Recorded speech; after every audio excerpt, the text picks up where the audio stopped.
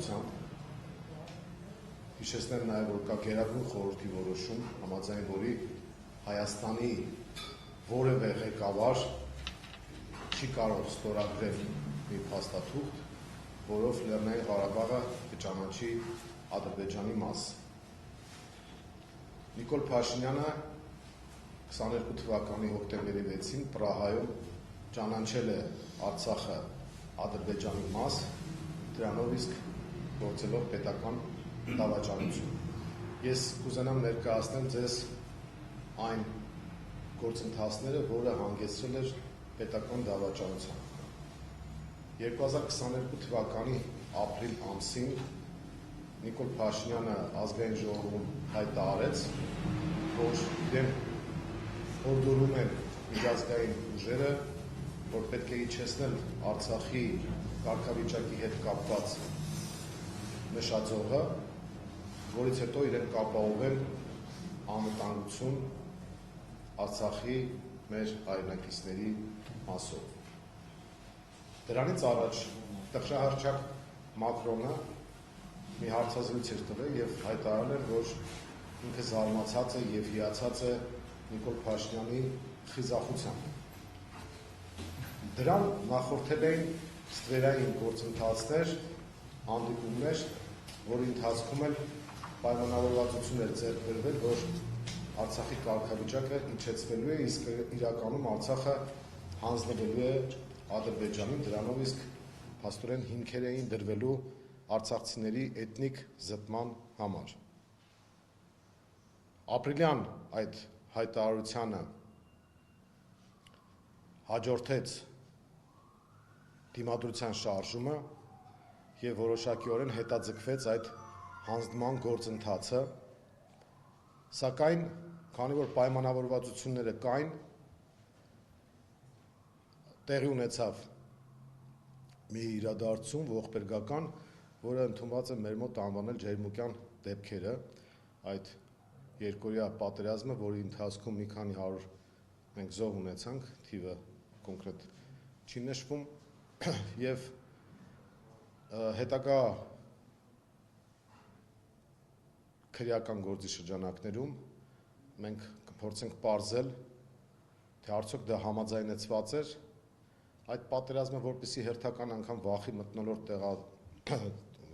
ձևավորվի հանրության մոտ, որպեսզի այնինչ Նիկոլ Փաշինյանը խոստացել էր արդեն հանձնելու մասով իրականացվի, թե ուղղակի ինքն էր վախեցել իրականացնել այդ ծրագիրը, դրա համար եկել էին այդ ծրագիրը կյանքի կոչելու հետևից։ Եթե հիշում եք, սեպտեմբերին Նիկոլ Փաշինյանը նույն ազգային ժողովում հայտարարեց, որ ինքը պատրաստվում է կայացնել մի որոշում, որի համար իրեն կանվանեն պետական դավաճան, բայց ինքը միևնույն է գնալու է այդ ճանապարհով եւ կատարելու է այդ քայլը։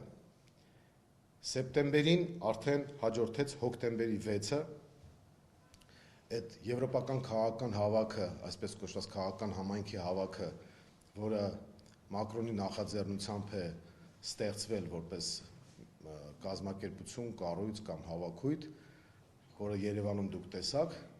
հենց Պրահայում էր տեղի ունեցել եւ այդ եվրոպական այդ երկրների ղեկավարների հավաքի ժամանակ Մակրոնի, Միշելի, Էրդողանի, Ալիևի եւ հեռավար Բայդենի մասնակցությամբ եւ Նիկոլի ձեռքերով տեղի ունեցավ Արցախի հանձնումը Ադրբեջանին։ Արևմուտքը այդ քայլը կատարում էր ոչ թե Հայաստանի դեմ, այլ իրենք աշխարհաքաղաքական խնդիր էին լուծում ընդդեմ Ռուսաստանի, բայց մանրադրամի դերում մենք էինք եւ Նիկոլ Փաշինյանը համաձայնել էր այդ մանրադրամի դերը կատարելուն, դիմացը ակնկալելով, որ իր իշխանությունը կպահպանեն միջազգային այդ ուժերը։ Հետագայում արդեն հոկտեմբերի 6-ից հետո շատ չանցած սկսվեց Արցախի բլոկադան։ Արցախի բլոկադան տևեց մի քանի ամիս, արցախցիները կենաց մահու կռիվ էին տալիս, Հայաստանի իշխանությունը լուռ էր եւ արդեն սեպտեմբերյան իրադարձությունների ժամանակ Արցախը ենթարկվեց հարձակման ու քանի որ արդեն ճանաչվել էր Արցախը Ադրբեջանի կազմում, որևէ լեգիտիմ հնարավորություն չկար միջազգային ուժերի եւ մասնավորապես խաղաղապահների կողմից իրականացնել պաշտպանական ֆունկցիա։ Եթե հիշում եք, հոկտեմբերի 6-ից հետո տեղի ունեցավ եռակողմ հանդիպում Երևան-Մոսկվա Բաքու ձևաչափով եւ այն փաստաթուղթը, որը պետք է ընդունվեր երեք ղեկավարների կողմից խմբագրվել էր, քանի որ փաստացի հայկական շահը պաշտպանող չէր եղել, այդ հանդիպումը հիշում եք կայացել էր Սոչիում եւ քանի որ Հայաստանի ղեկավարը Արցախը ճանաչել էր Ադրբեջանի կազմում, այդ փաստաթուղթը, որի մեջ գրված էր, որ Արցախի կարգավիճակը պետք է թողնել հետագա որոշման, այդ տողը հանվեց եռակողմ հայտարարության միջից եւ ստացվեց այնպես, որ Հայաստանի վարչապետի աթոռը զբաղեցնողը եւ Ադրբեջանի նախագահը դուրս են եկել Հայաստանի եւ Արցախի դեմ։ Բնականաբար այդ պարագայում մենք որևէ դաշնակից չենք կարող ունենալ։ Հետագա իրադարձությունները հանգեցրեցին արդեն մեզ բոլորիս հայտնի այդ ողբերգական իրադարձություններին,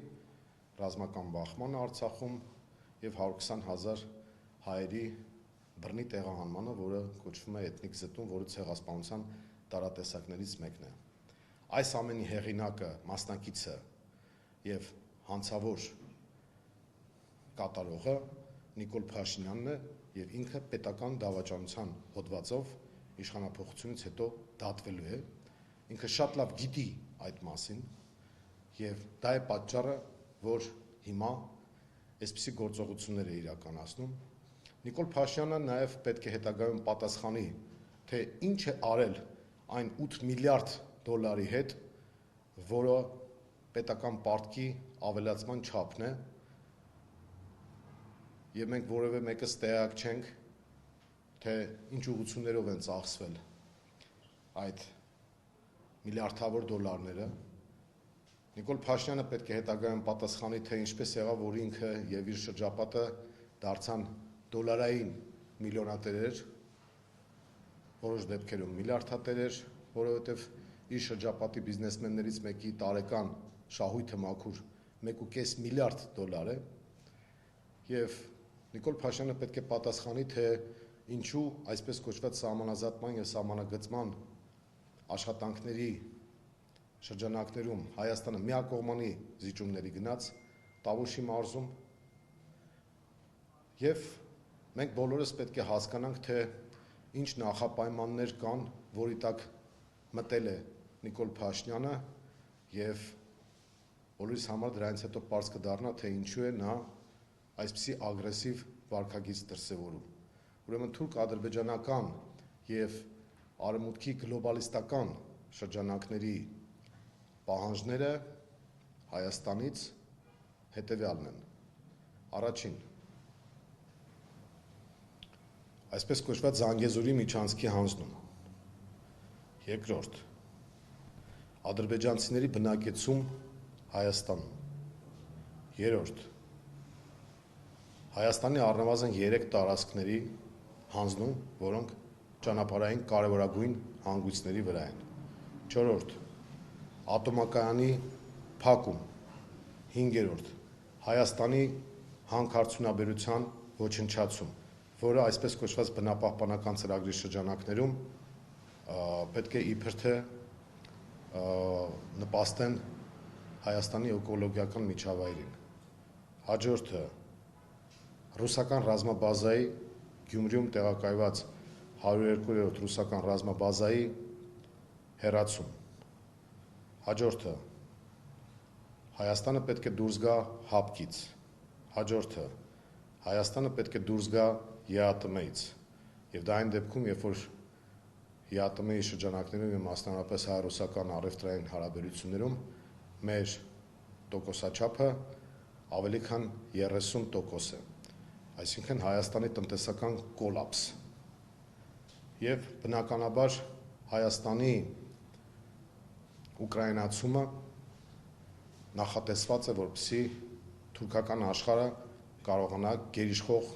դեր զբաղեցնել Հարավային Կովկասում եւ դրանով իսկ աշխարհաքաղաքական առումով մեծ խաղի շրջանակներում դուրս մղվի Ռուսաստանը եւ Իրանը մեր տարածաշրջանից։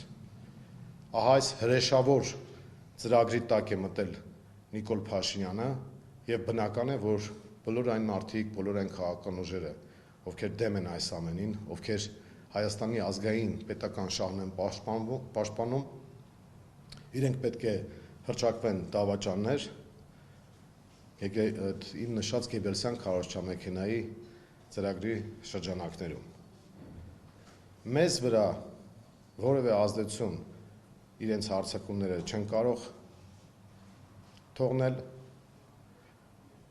ինչպես հայտնի է Մայր Հայաստան կուսակցությունը դեռևս անցած տարվանից եւ իր ստեղծման օրվանից կարելի ասել մշտապես կողմ է եղել, որպեսզի ընդդիմադիր դաշտը կոնսոլիդացվի եւ մենք ինքներս օրինակ ենք ծառայել կոնսոլիդացիայի, ցույց տալով, որ ոչ թե մանդատի խնդիր ունենք, ոչ թե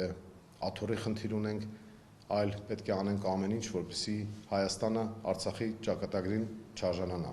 Մենք մասնակցում ենք այս ընտրություններին Բարգավաճ Հայաստան կուսակցության հետ, ինչպես գիտեք, Ծառուկյանի դեմ էլ հարձակումներ են գործում եւ նույն Գեբելսյան քարոզչամեքենայով աշխատում են, մյուս քաղաքական ուժերի դեմ են գործում եւ մենք դատապարտում ենք բոլոր այն ապօրինությունները, որոնք իրականացվում են մեկի դեպքում մի հայտարարության համար, մյուսի դեպքում մի հարցազրույցի համար, երրորդի դեպքում մի ելույթի համար եւ ես կոչ եմ անում, որպեսզի ընդդիմադիր դաշտում գլխավոր հարցերում տեղի ունենա կոնսոլիդացիա, միասնականություն, որովհետև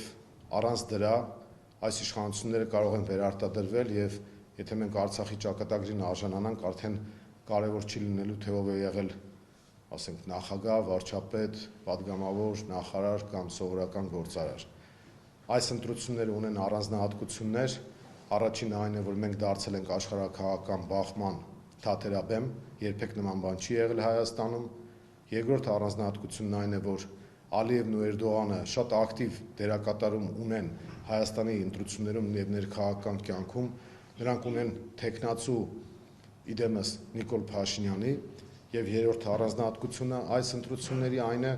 որ Հայաստանում երբեք չի եղել, որ համապետական ընտրությունների ժամանակ դրված լինի լինել չլինելու խնդիր, այսինքն գոյաբանական հարց մենք երբեք չենք լուծել։ Եղել են ներքին կյանքին վերաբերող թեմաներ,